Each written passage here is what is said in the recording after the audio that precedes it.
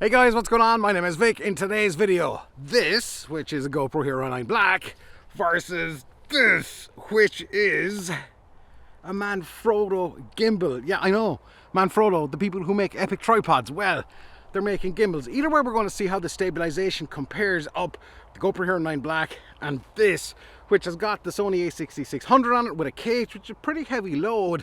And we're going to see, actually, here's the thing. This has got the same sensor as the Sony ZV-E10, so how is the stabilizer going to handle a sensor, or it should be the other way around? Did I say that right? Anyway, you know what I mean. Let's go.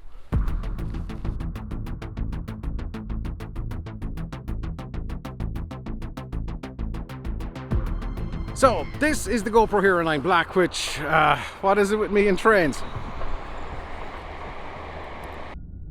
Right on cue. GoPro Hero 9 Black with the horizon leveling is just mental. The stabilization that's on the GoPro Hero 9 is crazy.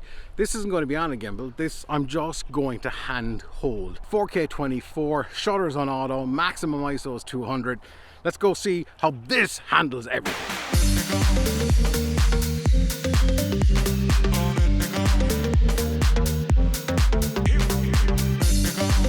As you can see, the GoPro Hero 9 Black does a really good job, but what about this? So far, and by the way, Manfrotto sent me this gimbal, so thanks to Manfrotto for sending me this. This is a really solid gimbal. Comes with a handle, you don't have to use it, but it just means if you want to kind of get into that briefcase or underslung mode, whoom, you can drop things down faster and easier. So, let's go do a run with this.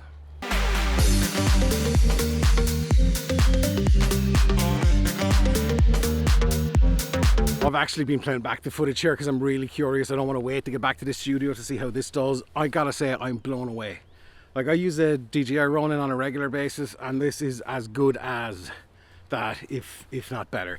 This camera does not handle motion well in the sensor's perspective, but as you can see from the footage, it is insane. So let me throw up a comparison here between the Manfrotto gimbal and the GoPro Hero 9 Black. I know it's a stupid comparison.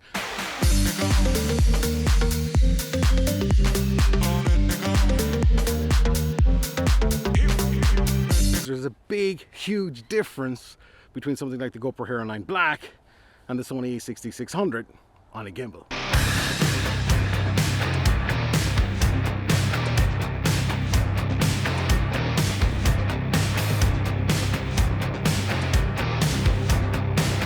That big difference is, I know it's totally different sensors and all that kind of stuff, and you can probably fake it with lots of adapters on the GoPro, but I'm talking about depth of field, that blurry background. And let's be honest, you can be a perfectionist all you want, but for most people that blurry background really kind of makes things a little bit more cinematic. And with the movement that you get on this, it's amazing because you retain that depth of field. With the GoPro, everything really is in focus. Now, that said, like any gimbal worth its salt these days, it's gotta have a gimmick or two. So this, for example, right now, this little dial does a really good job. Push it in, you can change what it does, of giving you absolute, ultimate control about what you want to do. When you want to move things, pan them slowly, it works really well. Is it a gimmick? Is it functional? It's fine, right? But here's the other thing, and if you ain't got vortex or inception mode in a gimbal these days, well, it just ain't a gimbal.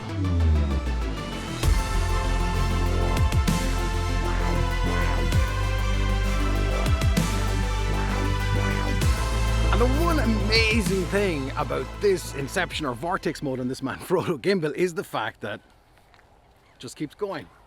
It keeps going round and round for as long as you want, or you can just set it to go around once. And this is a huge advantage for anybody who wants to use this mode, is that you don't have to worry about pressing the joystick just at the right angle and trying to get it steady. This does it so you can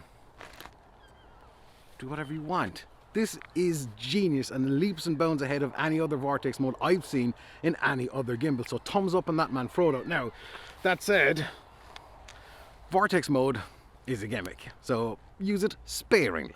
I gotta say, as somebody who absolutely hates gimbals, and the reason I hate gimbals is because the setup and the balancing, this, I gotta say, was an absolute treat to balance and set up. Very, very easy. There's a couple of lock buttons, so as you nail off each axis, then you can lock it off, and it kind of stays more or less perfectly, unless you have to fold it up and put it back in a box, which, yeah, gimbals and boxes, there's nothing. But it just works really well, and I gotta say, I had this balanced within a couple of minutes. Essentially, for balancing any gimbal, it's backwards, forwards in each axis until the camera kind of really just stays in one position like that. And that's more or less it. Each gimbal setup is similar, and they're more or less doing all the same thing. But this, I gotta say, was the easiest of a lot of gimbals I've ever set up. So that's another point or two to it. Now, here's the thing. This doesn't have every single bell and whistle that some of the DJI stuff has. But that said, do you need every single bell and whistle that DJI has to offer? The fact that you can lock off the axis is really a huge plus, and for something like this to have it, it's great. It's light enough in the hand. This is the lighter version of the two, so there's two versions of it available. And what is it with me and trends?